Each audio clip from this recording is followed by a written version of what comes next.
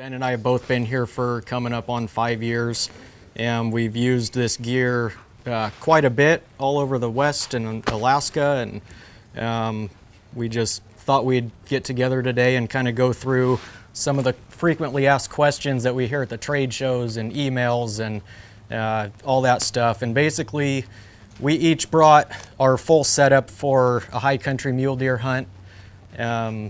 Everything short of, we'd probably bring more food than we have here today, and that's going to be about the only difference.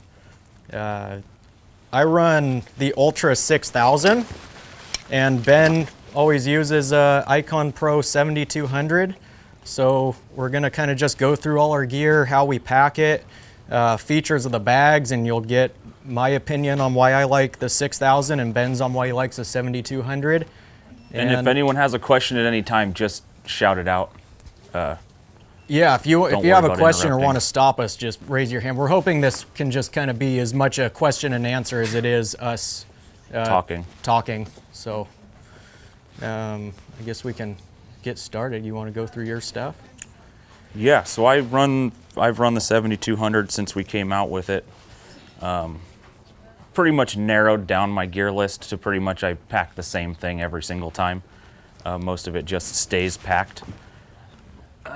To start, I always recommend shoving in the bottom of your bag, your sleeping bag. It's going to be real light, but it's going to help get all your stuff up higher up in your bag. You don't want a lot of weight down in the bottom. Then it's going to put a lot of pressure on your lumbar pad, which is going to make your hips and your lower back hurt. Thermarest sleeping pad. I run even if I'm by myself, I run the Mountain Star with aluminum poles. I just prefer the extra space. I don't mind the weight. I've ran the Ultra Star before, but always keep going back to the Mountain Star. That way, if we get in a bind, we've got enough space that we can both jump in it. And you can see with his 7200, why don't you zip it all the way open there? That's kind of a big convenience feature of that 7200 versus the Ultra, where you can lay it down and open it all the way up like that, versus this Ultra, although look how tiny it is when it's packed down as a day pack. But for loading the Ultra, we just have one vertical zipper there, so you do have some access from the side, but still not quite as convenient as the full horseshoe zip of the 7200. Is that a difference between the Icon and the Ultras? Yeah. On most of the packs? So Ultras are, the 3000 and 1800 have a full horseshoe zipper. The 6000 is the only one that has the side access. And then all the Pros have a full horseshoe zipper. I'll have a roll top dry bag with all the extra clothes that I'm going to pack in that I'm not actually wearing hiking in. In here I've got a super down vest, 145 bottoms, a 145 zip tee, and a Peloton 200. I think it's pretty important when you're packing your pack to keep weight distribution pretty even from left to right. So you got to take into account, pack it all up, but then you're going to fill your water probably before you start hiking. So a gallon of water weighs about 8 pounds. So take that into consideration, what side you're going to carry your rifle on. You don't want to overload one side because that's going to put a lot of strain on that one side, and that leg's actually going to wear out a lot quicker. Does that have a built-in bladder? It does not.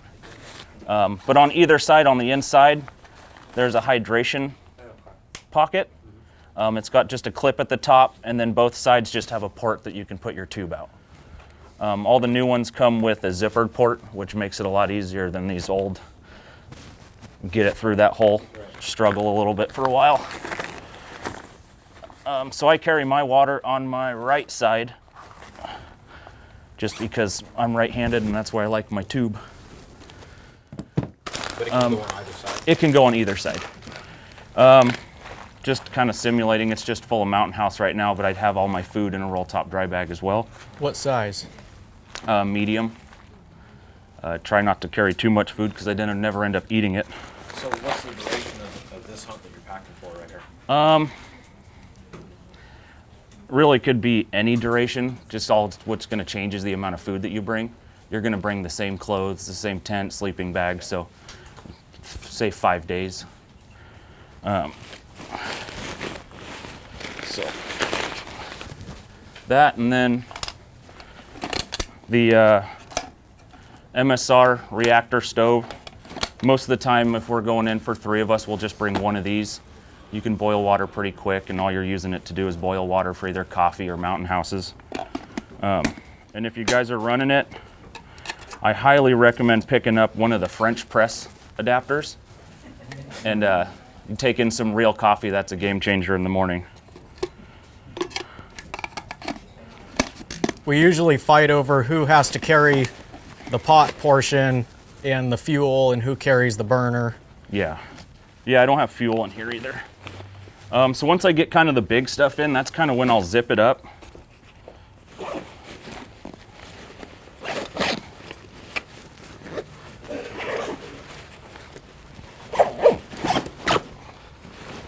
Just kind of make sure it's all shifted around in there and comfortable. And then I'll start loading up the front. My gloves that I'm running these days, I'll take the Super Down glassing mitt, a pair of merino gloves, and then the old Yukon shell glove that we used to make. That way my hands are warm and dry. I don't have to carry anything that's too bulky. Just a solar panel, has an internal storage, so I'll just leave it out at camp during the day, let it charge up, and then I can actually plug in at night and charge my headlamp or my phone or camera or whatever I'm carrying.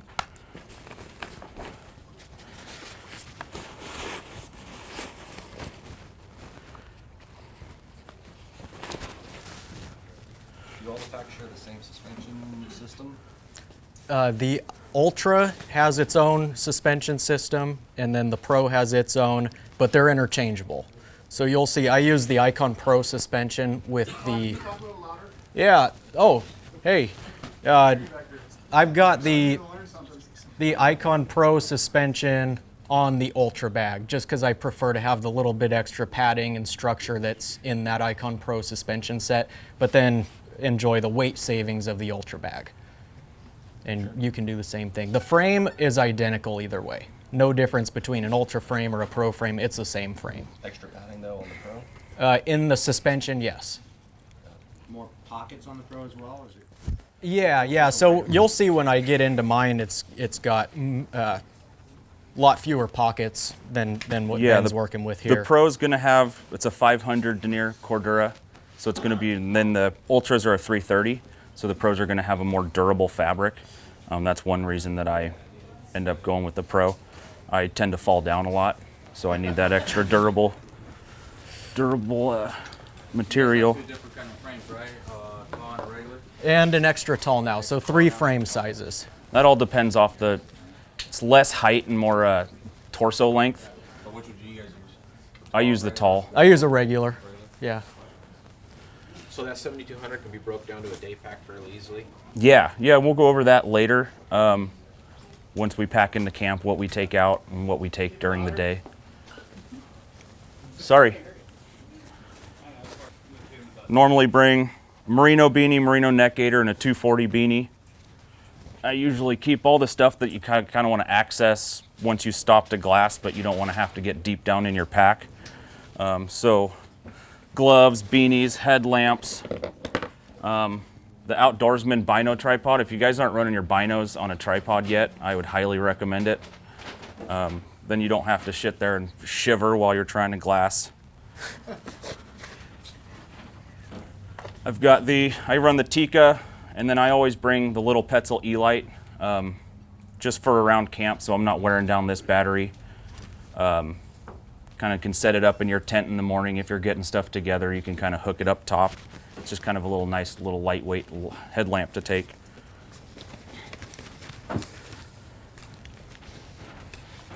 Just a collapsible cup and a spoon. It's the only things we take for food. Let's see. I always take a little zipper dry bag. This is going to have all my Havalon extra knives, paracord, sunscreen, toothbrush, toothpaste, tags, license. Keep it all in one little easy to access area. I normally just, since the Pro's got a bunch of internal pocketing, I kind of take advantage of that just to keep it in the same spot. So I just put it in that front top one inside there. I always take a rain cover just in case you get stuck out there and it starts downpouring. The packs are PU coated, so they're going to be water resistant, but this water's eventually going to make its way through the zippers and the seams, and that's also why I keep clothes and food and stuff in a roll top dry bag just in case everything gets wet. At least my clothes aren't going to be soaking wet. So why didn't they make packs waterproof? Weight of material. You'd have to seam tape it. You'd have to have waterproof zippers. Some kind of rain, but not. Yeah, Continue it can take a little bit, but yeah, if it downpours. Yeah, any waterproof material that we would make a pack out of would be expensive, noisy. You would lose durability, and you would have to seam tape all the seams and stuff, and it's just so much more cost effective to put the stuff that you don't want to get wet in a dry bag. My hydration water filter that I'm taking these days is just a gravity filter. I bring an extra 3-liter platypus bladder with a cap, and then just a gravity filter. And I would fill this up with a creek or pond or anything, hook this up to it, and then I would just filter the water directly into my drinking water. And then I'll fill this back up if we're going back to camp. Have 3 liters of dirty water. I can just leave it at camp if I want to. That way the next day if I need more water for cooking or anything like that, I've got water at camp. And then just a long tube just to be able to get it down in there.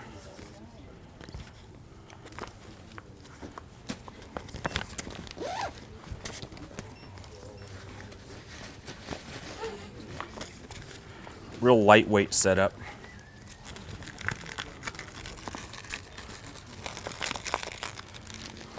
Who makes that bladder? Platypus. It's just the same one we sell here. Scree gators, if I'm not wearing them while I'm hiking in, I just kind of keep them in my pack for when I do want to wear them. Just a set of game bags. And that's pretty much what goes in the main compartment of my pack. How's the durability on those gators? Pretty good. They're not like a waterproof gator. They're more just to keep dirt and stuff from getting inside your boot and rocks. California keeps the burrs from sticking all in your laces and then making it a pain to untie them later. I've got 2 years on these Scree gators. If you want to look at them, they're doing well. You haven't had to replace the straps or anything like that? No, I mean the I mean, 2 years. the that's plastic on the outside is worn through, but the nylon's still good underneath there. Buckles are beat up, but not needing replacement. Sure. And they take a lot of abuse. I normally don't take it these days. I'm running Swarovski 15s on a tripod. I used to bring this when I was taking just 10s, but I don't take it too much anymore, but I'll throw it in there sometimes if we're going into some big country. And I usually wait till everything's loaded to load that thing up, just because I don't want it to be on an outer part of it where if I do fall, I'm gonna bust it. So I'll load it from the top, just kind of pick a spot in the middle and shove it down in there. So you can still access that from the very top? Yeah, and I can just take off the lid, open this up, and pull my spotting scope out if I want.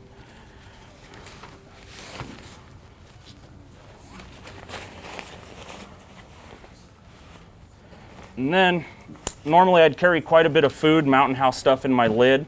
That way when I get to camp, I don't have to unpack it. I can just take my lid off and leave it there with all the food in it. I'll put in my lid my rain gear. So that way if it does start to rain, it's not down in that roll top dry bag with all my clothes and I have to get all the way through there just to get my rain gear. And then I'd throw my super down in case we do want to stop and glass while we're packing in. That way it's easily accessible. That way just throw it on if it's cold. So the lid'll look a little empty because there'd be food in there, but that, and then I just run my bullets with a hair tie around it. I'm sure you guys all know that those are probably laying all over your house. Just throw those in my hip belt. And that's pretty much it for packing inside the pack. How many bullets do you take? Usually about 5. 5? Yeah. And then the ones that are going to be in the rifle. I take my tripod and I'll put that on my left side. Just shove it down in the stuff it pocket. Then use the side compression straps.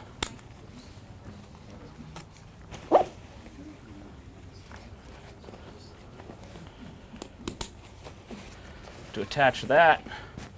And then on the other side, my right side is where I'm going to carry my rifle. The nice part about the Pros is they have this side pocket. This pocket has 2 zippers. It's got 2 pockets so you can completely lay that pocket open. I don't know if you guys can see that. But I'll take my rifle.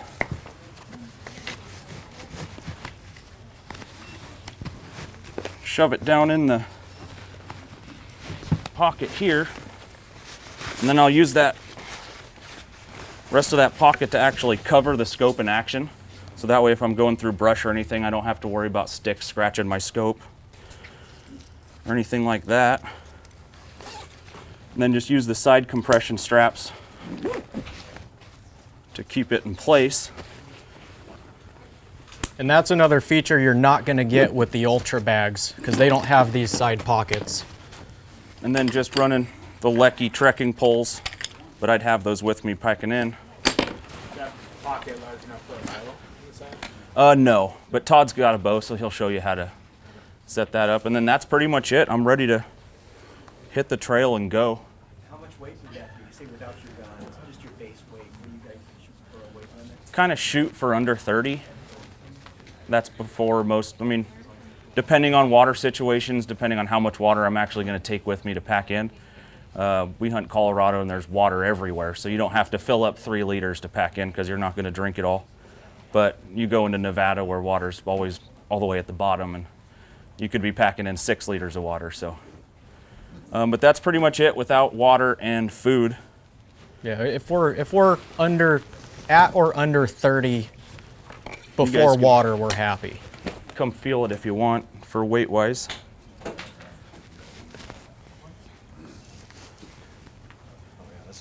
Yeah, and it's a lot different once you get it on your back with that hip belt.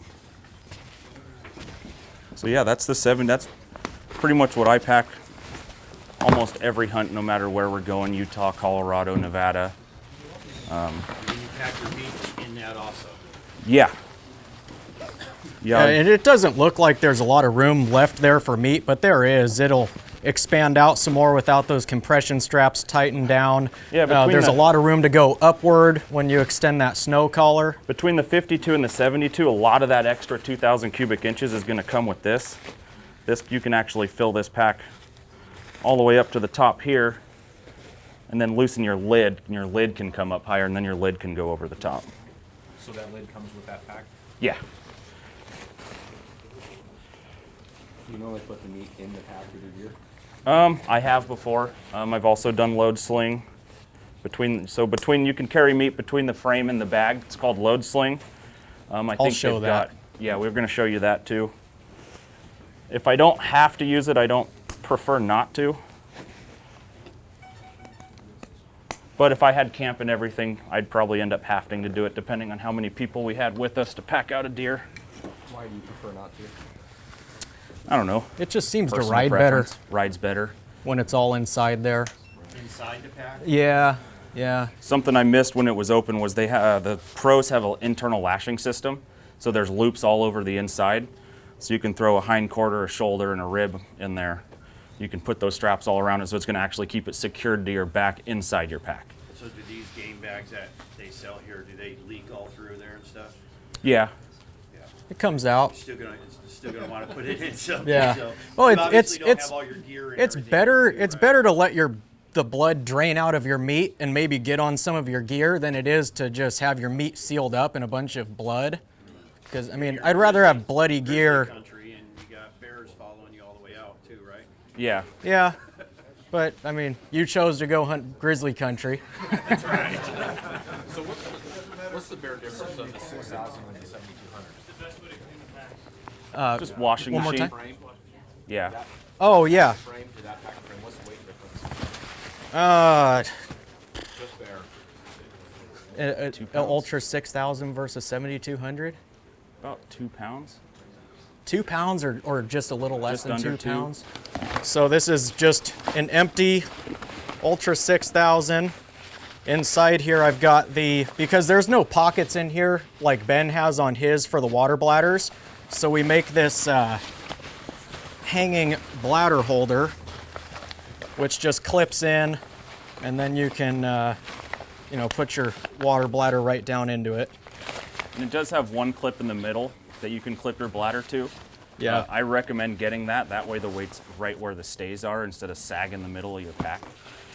Yeah, so if I had 3 liters of water in here and I was just relying on this clip here, it would be pulling down in the middle right there, which isn't a huge deal, but you might as well have it contained in there. And then if it leaks for some reason, if your cap comes undone, it's just gonna kind of hold the water in there and not just get everything soaked inside your pack. I've also got in here, it's called a pack accessory pouch. Since there's no pockets inside this entire bag, it is nice to have one pouch in there that can be zipped up and contain some things. So what I'll do is I'll take my game bags. This is 2 mediums, 2 smalls, and 1 zip up boned out bag. And that's enough for a whole boned out deer. And I'll put those in there since I usually only get to those once or twice a hunt. And then in that same thing, I'll do my water filtration. Since I'm only going to be filtering water every couple days, most likely. It's just kind of a low use item, so that'll go inside there also. Same system as Ben, is just an old platypus bag to fill up with dirty water. I'll plug it in to the end of this. Drop this end into my clean water and then just squeeze it out.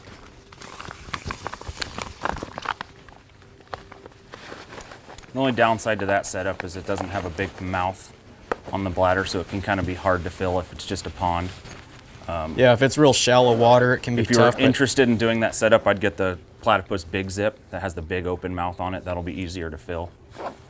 If you're thirsty enough, you make it work. So there's water, game bags, and filtration system. Go sleep. This is a 15-degree KUIU bag. Oh, and I had this pack all cinched down just to show how small they get for day use. So I need to open it back up to allow room for my overnight gear, which is just a matter of going around the outside and loosening all the straps. And you can see how much volume that adds just by cinching and uncinching those bottom straps.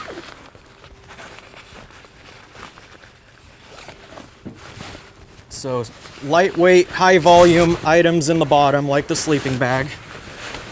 And what that'll do right there is just kind of set you up so everything that's going to be on top of that is heavier and it's closer to the center of your back, away from your lumbar area.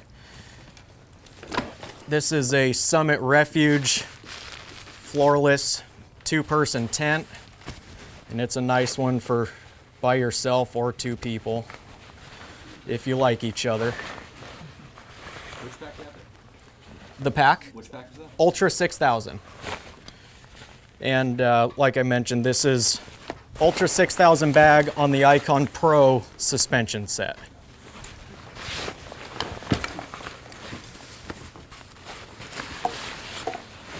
So that tent just kind of sits in there on either side. I don't really feel the need to offset tent weight versus tripod weight and stuff like that, like the Icon Pro, because the water is hanging in the middle, and that's kind of setting your center weight right there, so it doesn't really matter too much where you put your heavier items. Just make some kind of effort to keep them even. This is an XL dry bag, and other than the clothes I'd be wearing to pack in, these are the extras.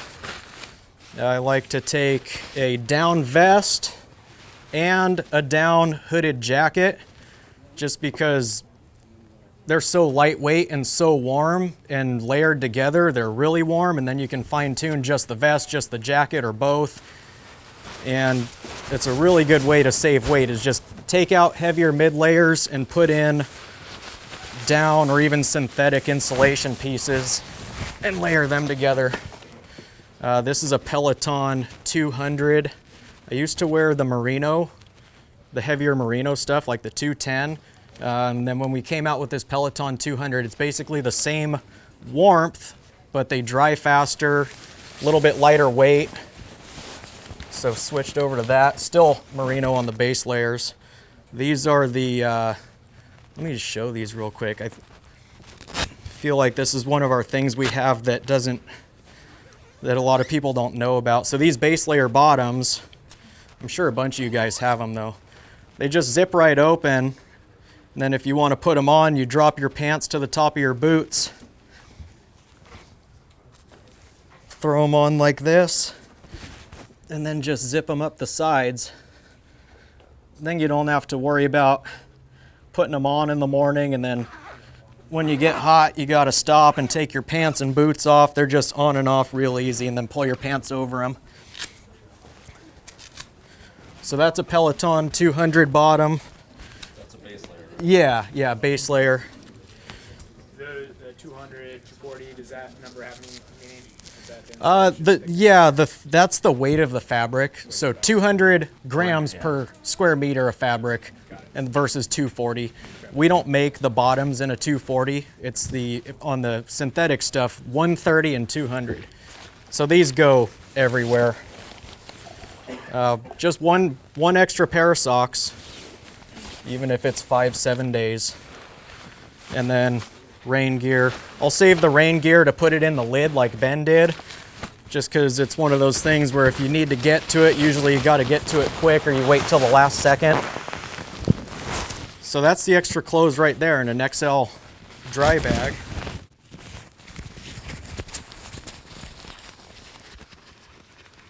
And it's nice to go a little bit big on your dry bags, just in case you end up loading your pack with a ton of meat and you need to put stuff on the outside. If you have extra room in your dry bags, you can put your other gear in it and then strap them to the outside or the top or the bottom of your pack to pack out. So just a tip. And I'll just put that right in there in front. Now that I'm starting to fill up a little bit, well, I got more room.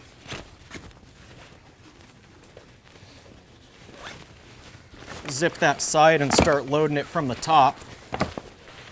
Food, this is a medium. I don't eat a lot on the mountain. Probably got 3 days worth of food right there. 5 to 7 days would still all fit in that medium. Well, let's see what's in here. This is kind of left over from hunting in Utah. Anyone hungry? Number one item is fruit cups. Get a little sugar, get your sweet tooth going. Here's an old half a peanut butter and jelly bagel. High calories, and they last. Look at the preservatives in that thing. Toilet paper just for wiping my mouth. Lots and lots of French vanilla creamer. And then just these little instant coffee packets for when Ben doesn't want to bust out the French press. Some Mountain House, usually eat 1 or 2 top ramens every day. Cliff bars, nothing too groundbreaking at all. The biggest thing is, Pop-Tarts are a good one. Take what you are gonna want to eat. even if it's a little bit less calorie dense, I mean, you got to be able to enjoy your meals when you're out there. At the end of the day, I really don't want to eat something that doesn't taste good. These, here's an old empty tuna packet. Tuna packets are okay. Don't mix them with your top ramen noodles, because that's terrible. Just a packet of wet wipes. Let me make a comment on the food real quick. Huh? Yeah. You know, over the years I found that if you're taking in food, I've done it with, you bring lots of bars, lots of you know, power bars or Cliff bars, that type of food over a long period of time there's so many sugars in it and so many carbs in it that'll upset your stomach. And go into more like whole foods, bagels, nuts, and stuff you eat on a more regular basis on a long hunt makes a big difference, especially on how your stomach's gonna feel. Like Todd said, if there's a bar or something you're gonna bring that tastes okay, but you think you need it because it's a nutrition type of bar, a performance type of bar, when you're on the mountain and you're spending a ton of calories, that food will taste terrible to you, and you're not going to want to eat it. And a lot of times when you're in calorie deficit and you're burning your own fat, you're not going to have much of an appetite. So you want to bring food that you know you like. And I like to test out all sorts of different foods in the off season to really dial in and make sure what I'm bringing in, I'm used to, I like, I know I'm going to enjoy it when I'm on the mountain. Otherwise you'll end up not eating, and it puts you in a bad spot. And you can bonk or get to the point where you're just not mentally strong enough when it gets really difficult. And we've been eating less Mountain House every trip too. I mean, start out with Mountain House the first couple days, and it just, you can't fly out of the tent fast enough in the morning that it just... Yeah, it just depends. Stick to Everyone's got a bagels different and food stuff. palate. It's good to do that in Yeah. off season. Make sure what you're bringing in, you're going to like, your stomach's used to, it doesn't upset. And then my rule of thumb on food is it is about 2 pounds a day. Will get you through. You're going to be in calorie deficit. And then if you look at calories per ounce on your packages, I'll add all my calories per ounce up, and I try to average about 120 to 130 calories per ounce. If you add that up to 2 pounds, it gets you about 4,365 calories a day. Not that I've done the math, but it actually comes out exactly that. And that's about what and I found that you might burn 10,000, 12,000 calories if you're grinding all day. That will get you through. You're never going to be able to bring enough food to match what you're burning. And it's okay Lots of to be fat. hungry and lose a little weight too. Well, you're going to be hungry. Yeah. It's just you want to be able to get through. Anyways. So you're saying stick more to like the fat-based. You want as much fat rather as you... rather than sugars and 100%. carbohydrates. You want as much fat It makes sense. They burn slower. percentage in Less that fuel. food bag as you can possibly get. So almonds, for instance, highest calorie per ounce item you can bring is 180 calories per ounce. Super high in fat. Applies into walnuts too or something Well, like that. any of the nuts, yeah. Peanut butter's great. Nuts are great. You start looking at like beef jerky, it's got terrible calories per ounce. It doesn't really give you that much. Now you might like it Salt on the maybe, mountain, and it gives you lots of. And salt's not bad because you're gonna be sweating so much. If you eat Mountain House like I do, I bring Mountain House breakfast and dinner, and then Whole Foods during the day. Mountain House is gonna be way more sodium than you should ever have. Yeah.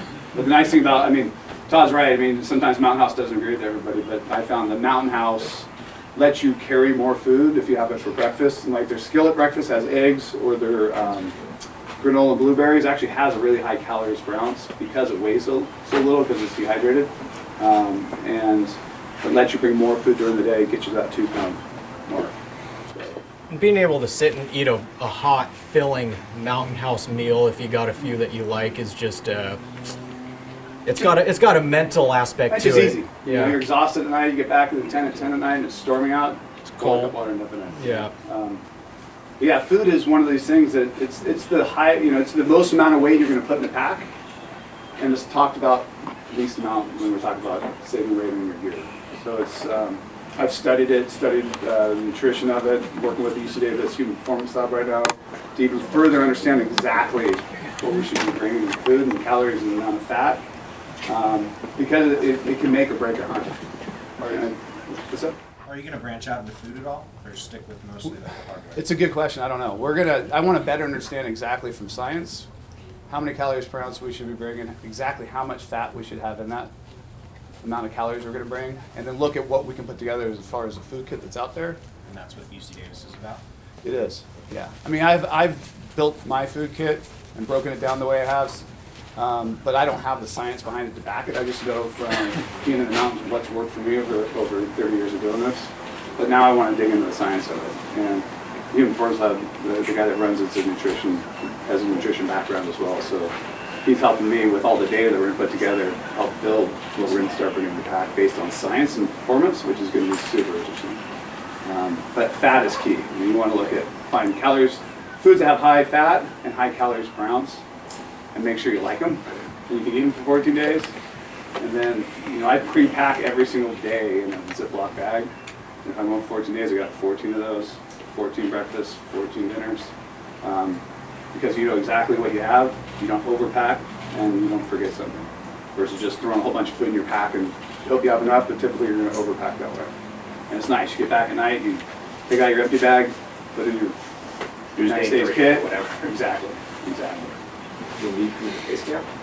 Depends what I'm doing. If we're moving camp or packing and moving every day with our camp, it's in my backpack. If we're going to set up from the base camp for a day or two or a week, yeah, let's stay at base camp. So food bag, usually just go right in the top. It is nice to keep a few trail snacks out and put them in your lid. And I've still got a lot of room left in this bag. So we break out the food per day in the Ziploc bags in your mountain house. Our zip top game bags, which you should be carrying anyways, make perfect setup for putting all your food in. And then usually when we kill something, we're gonna get out anyways, so a lot of times we'll prep all the food out and then load up all the meat in the game bags. So it gets dual purpose on the game bags. They also make great pillows too if you haven't tried it. But the zip top meat bags were great for storage and stuff like that. Keeps it organized in your pack, you can pull it out. Nice, that's it. So, Yeah, game bags do make really good pillows. they do. That's what I think. Put all your extra clothes that you're not sleeping in, throw it in a clean game bag. You hear that, Todd? Clean. Mine are never clean. Why do you need a clean pillowcase when your face is dirty? There's one thing. Your face doesn't touch it anyways with that beard. Yeah. You have a pillow. This is probably the heaviest thing I bother to pack, but it's nice to get good photos. So that'll just kind of go right in here on top, easy to get to, centered for weight distribution. And I am now ready to cinch the main compartment up. And with these Ultras, it's pretty convenient just to, it has a double cinch, so you can cinch the bottom one, roll the top one down, and there's a strap right here to go over the top and just lock it down. Little items that are always being grabbed are lightweight gloves, beanie, they go in there. I don't like to leave my glassing adapter on my tripod while packing in case it falls off, so that'll go right in there. Little Goal Zero charging device. Usually for 4 or 5 days I'll just bring one of these fully charged, and I don't really play around on my phone very much out there, so it's mainly for headlamps or watches or whatever. This is a sweet little headlamp. It's going to come out this spring by Petzl, and it's a bright 120 lumen. I mean, weighs almost nothing. Rechargeable. So there's the headlamp, and I've also in here, like Ben has, is the backup E-light, Petzl E-light, which you can hang as a lantern in your tent or... And I've had my big one die packing out a deer in Nevada, and I had to pack out the E-light, and it did just fine. Yeah. Only fell twice. I guess these little zipper dry bags we make are pretty nice to have. Usually I'll put my tag and license in there in a Ziploc. Moleskin. Some moleskin. Have 3 extra Havalon blades. Havalon, lighter. Tape measure cut off at 30 inches, because if it's over 30, you're happy. Chapstick, ibuprofen, and that's everything in there. The only knives we pack are just one Havalon each with a few extra blades. You can do everything you need to except for skull cap something. I guess I would have left my spoon and collapsible cup in the food bag, but I'll just throw it right in the bottom of this one for now. A lot of times, even though we bring the MSR reactor, I'll still take a micro rocket and half a thing of fuel and a pot. It doesn't weigh much. Just in case we want to branch out and hunt different areas from each other, we're able to still cook on our own. So that's kind of fills up that pocket right there of frequently used items.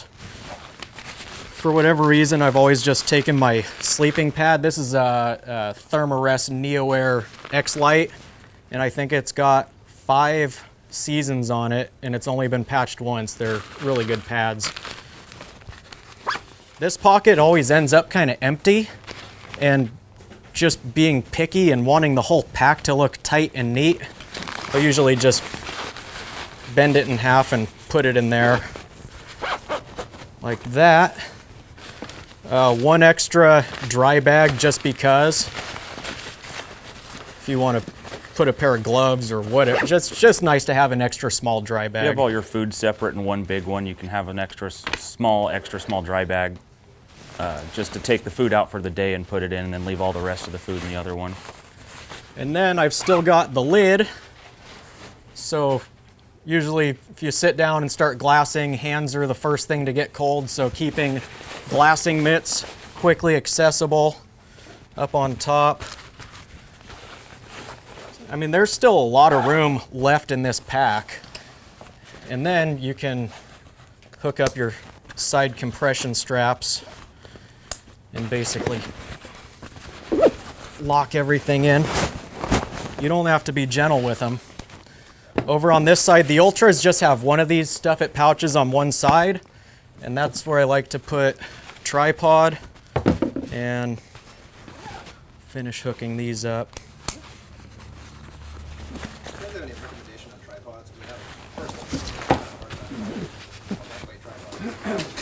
There is no perfect solution out there, in my opinion. There's, the ones that function the best typically weigh more than they should. A lot of them are set up for photo or video, so they're not set up for hunting. I'm using a Manfrotto tripod. They're just a carbon fiber, but it's got 3 legs. I wish it had 2. And a Manfrotto fluid head. The fluid head's great, especially for heavy optics, but it's just heavy. A lot of the lighter weight heads out there are light, but then with a heavier scope, you think you set the scope and it always wants to move on you, or it's sticky. The fluid head seems to be the best. Yeah. I'm actually working with a company out of Boise right now, 2A Armament, that builds really high-end, great machine shop, world-class machine shop and engineers there to build these really high-end KRs. On using their machine shop, and we're developing a new head based off the Manfrotto, or excuse me, based off the Manfrotto fluid head that they make, but doing it all out of aluminum. And they're working on the SolidWorks program right now, and it came out like almost 70% lighter than Manfrotto. And we're working on tripod to go with it, because there isn't the perfect solution out there, so we're going to create it. Don't know when it's going to come out, but it's a project right now we're working on, because there isn't one solution that everybody relies on or goes to. And I mean, companies seem to always be changing their tripods all the time. Once you find one that you really, really like I found this one I really, really like. Which one's that? Buy another one. This is a Slick 624, and you aren't going to stand up with it, but for glassing or sitting down height or kneeling or glassing out of a low chair, it's a good one. And I like to put it right in that pocket there. If I was rifle hunting, I'd have my rifle on this side and then just strap the tripod on the other side, but this is good for right now. And it just locks in there. And I guess I would have that in there. Still a lot of room in this pack. Put the lid over it.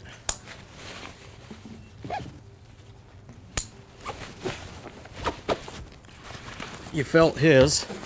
Oh, my rain gear.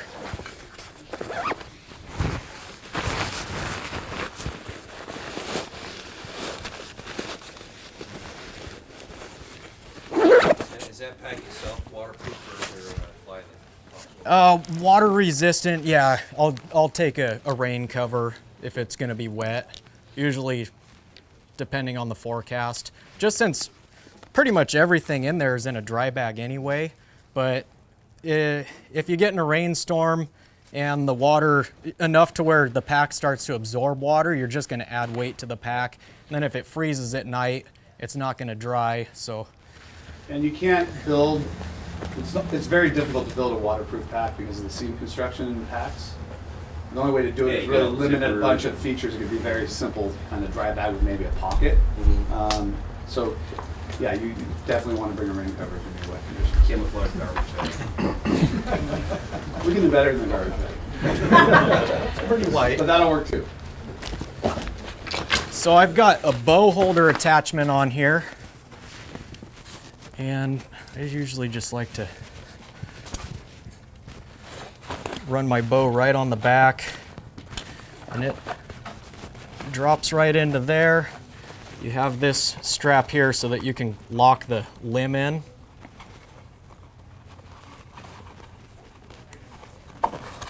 So that's not coming out. What that does is it keeps the bottom of your cam protected. If you go and sit down or fall down, you're not going to grind it into the gravel or whatever you're walking on. And then up here, let's see if I can. I'll just take one strap. You got that? Yeah.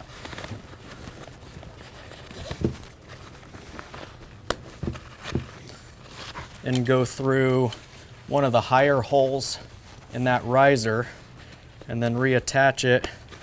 That way, when you cinch it down, it's sucking the bow down into the bottom of this.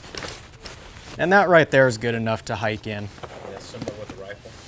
Yeah, you can put the rifle attachment, which I've got one. You could put the rifle attachment in the same spot. You could also put them on the sides. These packs have webbing loops all over the place. So you could put it on the side, run your rifle on the side, on the back, whatever. And That rain cover, does it go over the rifle, or is it? yeah, the rain cover is set up to put your rifle on. I believe it's on the right-hand side, and there's a hole in it with a draw cord. So you'd put your barrel right up through that, draw cord it tight. I normally just have some electrical tape wrapped around my barrel down here. So if it does rain, I'll just take off a piece and stick it over so I'm not getting water down my barrel. And as far as rain cover over a bow, there's enough extra room in them if your pack's not fully blown out to go just around your bow like you see it here. It's nice. When we were up in Alaska, we didn't have enough room in the tent to keep all of our packs. So we'd take all of our stuff out, bring it inside the tent, and then just wrap the whole pack inside the rain cover, cinch it completely down, and just leave them outside. I didn't notice you didn't have any arrows in that. If you did, you'd obviously have. Oh yeah, I shot them all. Yeah, actually, that's a good point. I like to run the arrows up. Yeah. So top of the bow down. Just, I don't know. I feel like if it's up and I hook it on something and one falls off, it'll be louder when it hits the ground, and then I'll know. But Ben's usually behind me. Yeah, I'm slower. Yeah. Yeah, quite a bit behind him. Any questions at this point? So the Ultra is designed to be like more lightweight pack than the Icons, right? Yeah. So how much weight are you adding back in when you kind of add in all the like accessory pouches and things like that? Or it's pretty minimal. Not much, because you saw there's really not any additional dry bags that I'm using than Ben's using for packing his. I'd say you might be 4 or 5 ounces worth of extra dry Those bags are pretty light. Well, yeah, plus the water bladder hanger, so, but not much. The way that bag's set up right now and that bag's set up, they're so close in cubic inch. Just by your gear, I can see that. Yeah. Oh yeah, yeah. And then Yeah, you never really use the whole thing. no, This if you're was 2 pounds lighter? yeah, a couple pounds. If you were using the Ultra suspension set, these two aren't that far apart. Since I have the Pro suspension set on there, there is some extra weight savings there. But it's probably, you know, pound and a quarter as they sit right now, difference between the two.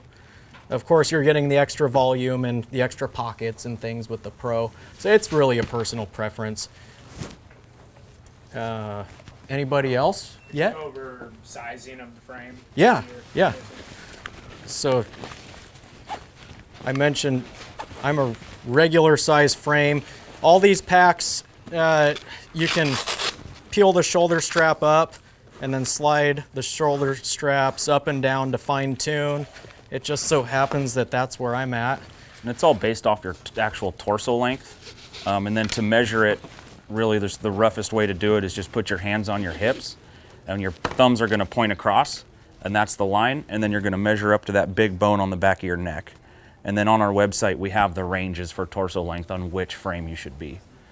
But Todd will put it on and show you. I mean, there's things that you can tell if you need to go up or down on the frame size just by putting it on. You know, you want a 45-degree angle of your load lifter coming off your shoulder. This buckle here preferably is going to be right above your clavicle. That's going to give you the ideal. If it's too flat, you're not going to have any load lifter. It's just all the weight's going to be on your shoulders. If it's too steep, it's not going to be functional. So first things first, when you go to put it on for the first time, you just kind of want everything loose, especially the load lifters. Because if they're tight when you first put it on, it's going to throw everything off. So all that stuff's loose, and it's going to look like it's really hanging back, but that's okay, because you want to get your belt locked into position first, which will be top of hip bones about midway up the belt or in the top third. And then next you're going to come here, and as I draw these in, you're going to see that the shoulder strap is making nice even contact all the way up over the back, and the load lifters are still loose. So it looks like it's still wanting to pull me back, but that's okay. The main thing at this point is that once you have those pulled down belts in the right spot, that you're not having a big huge gap back there, which right now I am a little bit, but as soon as I pull these in and engage the load lifters, you see it, they're just barely engaged, and I've got nice even contact over the back. And then when I suck them in, it's lifting the shoulder straps off. So that's where you're gonna take the weight off of your shoulders. It's gonna transfer it more into the hips. If you're hiking and your hips are getting tired, your shoulders are fine. Yeah, we'll constantly be tweaking loosen the those straps back as we're hiking. So the simplest way to get your pack to fit correctly, and it's super important, is to put the pack on. Make sure you get some weight in it, 30 to 40 pounds. Like Todd said, loosen all these straps up, get the waist belt set where you'd normally like to have it sit. And then you're going to want to, you know, I like to do the sternum strap first, then tighten these straps here. And then you want to turn and look in your mirror. This angle here is critical. It's got to be running at a 45 degree. I'm good, right? Perfect. And if it's running, if you're not getting that angle, you need to adjust the shoulder straps on the frame. If you still can't get it, your frame size is wrong. So if the pack's sitting way up here and you've got a steep angle, the frame's too tall. If you can't get a 45, you've got it all the way adjusted, then you need to get a bigger frame. A lot of guys have a tendency to get the wrong height of frame from us. If you're in doubt, go to the taller size.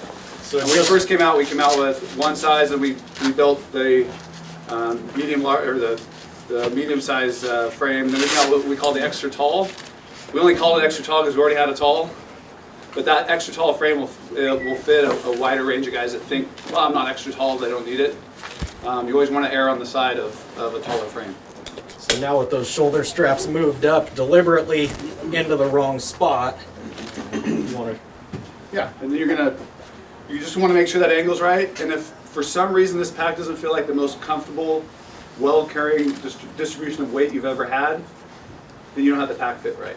One of the great things about carbon fiber and how I engineered it is we're able, through engineering carbon fiber to put directional. We use all unidirectional fiber carbon fiber, meaning it all runs in one direction.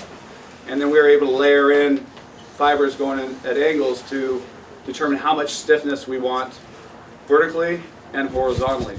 Great thing about carbon fiber is we put a ton of it running up and down because that's where we need the support when you're carrying heavy loads, and less on the horizontal axis, so we can have it twist and move with you. So you're not, unlike a normal metal frame backpack, it's uncomfortable, you're fighting it because it doesn't move. This will move with your body. It'll also take the weight off your shoulders and distribute it out throughout the hip and load up the frame when you have it set up correctly, and it creates a really, really comfortable wearing pack. So it's all about fit. Because if we don't have the geometry correctly, won't unload that off your hips and transfer it to the frame in your shoulder, off your shoulders. Right there with I moved that shoulder strap up into the wrong position. So Yeah, you see not getting the angle? when you engage the load lifter and there's still that big hole back there without having the load lifter pulled, you just draw those shoulder straps back down. Yep. And it'll basically. I mean, our packs are the fill that easiest packs in gap. the world to adjust it correctly fit. You see know what you're looking for. It's really simple. But I see so many guys with shoulder straps at the wrong angle, and they're saying, it carries weight okay. And it won't carry weight well unless the geometry is correct. I mean, Yep. I feel like It's perfect. I could hike all day with that. I know you guys don't have a scale up there, but 40 pounds, what is it right now? This is probably 30 to 32 pounds. There's only a liter of water in there, just based on weighing it with kind of the same stuff before. I can get my pack with everything minus food, weapon, and optics. I mean, no spotting scope, no tripod. With everything else, tent, sleeping bag, everything I'm going to need for a 14-day hunt, and it's under 15 pounds. Yeah. And that's possible for everybody. We're going to be we're right now working on a whole bunch of different gear lists for any type of hunt you guys are going to want to do, and they're going to be available download off our site or available here in the showroom later this spring, and we'll show you how to do it. When you look at our gear list, you'll be surprised how little gear we need, no matter where we're hunting. It's just bringing the good stuff and bringing just what we need. Yeah, and this has been fine-tuned over years and years. I always build a gear list, and every time on the way home I go through and scratch off everything I didn't bring or need. And over the years I've realized how little I need. Yeah, I mean, I've got it narrowed down to where if it's a hot weather hunt, I'm literally just taking out a layer, but I'm carrying all the same stuff. If it's a cold weather hunt, I'm just adding a couple more layers just to be a little bit warmer, but everything else is going to be exactly the same. Yeah. And if there's not a couple times throughout a hunt that you don't have all your clothes on and you're still kind of cold, then you brought too many clothes. Yeah, I mean, in our range of gear, and especially now with the Ultra down, weighing 5 or 6, 7 ounces, and that goes with me on every hunt, top and bottom.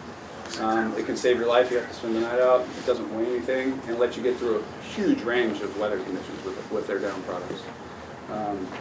I've been, as I mentioned earlier, working with the UC Davis Human Performance Lab, and we did a study last summer looking at increase of weight, how it affected performance, and we found that from 0 to 40 pounds impacted my performance at a percentage amount. From 40 to 60, it doubled it. So every time you get a pound over 40 pounds, it's like exponentially adds more difficulty to your performance. And you get up near 60, it really, I mean, the curve just goes like that.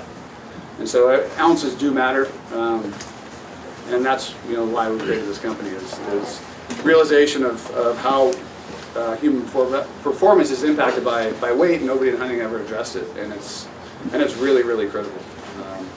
And hopefully by the end of this year, we're doing a graduate study with UC Davis and Sacramento State. They've got an altitude chamber. We're going to be able to show you the data. And you'll be able to plug in your kit weight at some point. We'll build an app where you can look at how many calories per hour you can burn off your kit, and then you can play with different kits and look at, hey, if I choose the one-man tent versus the two-man tent, how many calories per hour is that going to cost me, right? That's significant. I have the 3200, and I have issues with my hands falling asleep while I'm hiking. What potentially is the deal there? We have to see, is it set up correctly at the right angle? I mean, I've tried messing with it a little bit. I don't know if local? I've. Yeah. Bring it in. Let's take a look at it. Okay. Yeah, you've probably just got too much pressure right through here. So some minor adjustments. If you brought it in, we'd be able to just adjust it a little bit. It shouldn't be cutting off the blood supply to your arms. Or pinching the nerve. Yeah. Yeah. Okay. What would you do, just extend the straps a little or something, or? Just have to see how it's fitting his body. Yeah, it's hard to tell. He's There's a got lot of he's little got a tiny big adjustments that you can make that all of a sudden it just goes from night and day and it's comfortable. So are you, when, I have a 3200 also, and when you're snugging them down, I mean, are you snugging them so tight that you're not? No, I mean, you want the weight to sit on your hips. Okay. Right? You want your So pack, you're when not you're setting this thing cranking up, you want the pack, the pack to be supported on your hips, no weight on your shoulders, and you're just using shoulder straps to hold it in place. Oh, I got you. Right? So I'm doing frames. Or you're just that tough. He hunts Grizzly Country. How long does it take you guys to, because these are modular, right? As far as the packs and the suspensions and whatnot. How long does it take you guys to change out? Like if you're going from the 72 and 2 to 3 minutes, max. 2 to 3 minutes. Oh, yeah, with the I new get it off in buckle. about less than 45 seconds. Yeah, with the new buckles on the new packs, I mean, it's just clip, clip, clip, clip, clip, pull it off, put it on, redo the clips, and you're good to go. When did you redo the packs? Because I think I got at the garage sale, I had one that's a little older. Yeah, it was mid last year. But we have conversion kits for that. Yeah. So if you got new suspension, we could easily make it work. Unless you New bought it at pack. the garage sale, we will give us. I have 2 packs now. I came in, I got the system, and anyway. Yeah, you bring it in when you put it on for you. Any other questions? Ben, right? Yeah. You falling on that pack a lot? Yep. Carbon fiber? Oh, that's what these are from. Utah this year. Went after a buck and slipped and fell all the time. Sure. How's the carbon fiber doing? Is it? No, I've used the same cracks, no frame. problems? Yeah, no problems at all. I mean, our frames you got to realize we created the very first in the world that was carbon fiber, and it's come from 2011 to where we are now is pretty significant changes, and some big advancements in carbon fiber technology over that time, which we've implemented into our frame with the unidirectional spread toe carbon fiber, which frame before this had typical carbon fiber that ran north and the typical carbon fiber weave. And without adding any weight, this frame became 5 times stronger just on this new carbon fiber technology. It's bulletproof. I've been carrying that pack for 11 years and some really heavy loads in some really terrible places. I've never had an issue with it. Well, and even though we came out with the new carbon fiber material, I've still got the old one in mine and trust it. Never even felt the need to switch it out. Yeah. I was thinking if it ever broke and falling on or whatever, I've seen carbon fiber bikes blow up, so. Oh yeah, no, I mean, it's one of the downfalls of carbon fiber. When it breaks, when it fails, it fails. Yeah. I mean, there's not like a aluminum frame where it'll bend. There's a video we have on our site where I load one of these things up and throw it down a cliff. And it survives? Oh yeah, it's fine. We took it out, put it up on the curb and drove a truck up the frame. And Because there's, the competition out there trying to bash our product, saying carbon fiber is the inferior product for backcountry, which is actually unbelievable. With the engineering we're able to put into it and how we can really have that frame function the way we want to with a lot of stiffness vertically, flexion horizontally, it's an awesome material. It's just expensive, that's why nobody else has gotten into that. Using that frames. Is there a warranty? Lifetime warranty. Oh, lifetime. On all of our stuff. If you have something you're not happy with, you have something you have an issue with, we'll take care of you 100% of the time. If someone doesn't call me, so I'll make sure it's done. No, we will never lose a customer over a product they're not satisfied with, ever. You were gonna show how the meat attaches to the outside pack? Oh yeah, I could do that real quick. So if you say your pack was pretty full or you didn't want to put meat in the pack, you wanted to utilize what we call the load sling mode, you would just go and loosen up all your compression straps around the outside. Yeah, this is an awesome feature if you want to take a smaller pack or a pack that'll just carry everything you're going to go in with. Yeah, you were asking You gotta about pack meat out. using that 1850 as an overnighter, so this is going to be the same situation here. Yeah, you can take one of our dry bags. That's awesome. It's also a great place to carry meat and heavy stuff. It's closer to your back, the better. We got to go to the bottom and loosen these straps here because they provide the tension that holds the bag on the top of the frame. So once I've done that, the frame pops out and you have this V wedge here. It's best to leave these other straps at the bottom fairly tight and make it like a V, since there's actually not anything, there's not a flap or anything down there in the bottom. Nor do you want your weight to end up at the bottom either. And I mean, you aren't gonna lose stuff through there anyway. So you would just take and drop your, your bag of gear or clothes or meat, whatever, down inside there. And then So we're you gonna would switch over and put your clothes there, and you like to put your meat down inside the pack, huh? I would recommend putting the meat here. Yeah, if you're you want gonna the do heavy this, weight between your bag and your. yeah, put the dense, heavy stuff closest to your back. And then these are called bridge straps, and I've got my buckles on upside down, but that's okay. Oh, and those are gonna then go there. Oh, I had a weird contraption, but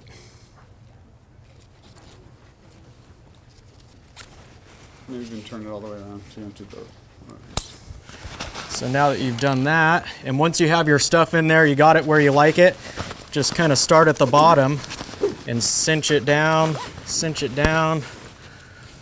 all this stuff down. You want your top one to be really, really tight so that when you go to use your load lifters for your shoulder strap function, it's gonna actually draw in and out that strap and not pull this back and forth. And yeah, tighten everything back up and away you go. Yeah, it really gives us a lot of versatility with our packs, and when you're packing out camp and an animal, you can actually do it. Yeah, and the meat's going to be the heaviest thing in your pack, and you want the heaviest thing that's in there going to be close to your back, right above your heels. That way it's going to carry way more comfort. You put it in the pack like outside, on the outside of your camp, it's going to be pulling you back. It's going to really hurt your lower back. What's the max weight you put on one of these craps? How much have we tested? We've had 200 pounds in it. Yeah, I've carried about 100 before. I've carried Todd around. Not very far. What do you weigh? Oh, 170 or something. Not like 170. Yeah, so then just They go. can carry a lot more than your legs can carry. Or want to carry. Any other questions? We're about an hour and 10 minutes through, so Taking questions though. Do you guys make it's like a load sling? You know, we make like just a meat hauler. Do you just You don't use need that that, with you the don't frame? need that to run it with this system. But if you just wanted the frame and to just pack meat, we do make a meat sling. Yeah, that's for take out some. All you're going back in for is meat. You just take that in, and then you can carry more meat than. We have an accessory bag that attaches the outside. I think there's one set up over there. You can look at it. So you can put water and stuff you might need while you're going hauling. If you just want to haul out meat, cool. You don't want to buy it. And I'll tell you, if you buy this pack and you don't believe it's the best, most comfortable, functional hunting pack you've ever bought, we'll give you your money back. No questions asked. Nobody ever. but you have to give the pack back with Yeah. it. Good point.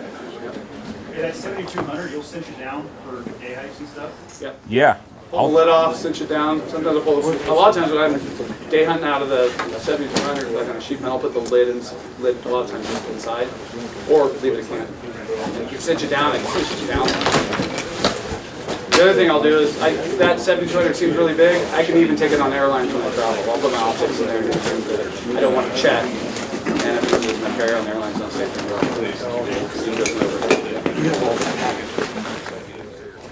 Yeah, so we can wrap it up. If you guys have other questions, come talk to us. If you want to pick the packs up and feel them, We got packs with weight Feel around free. the morning, you want to try them on. Go for a walk on the block. Hey, thanks you guys for coming in today. Really, really appreciate it. Really appreciate it.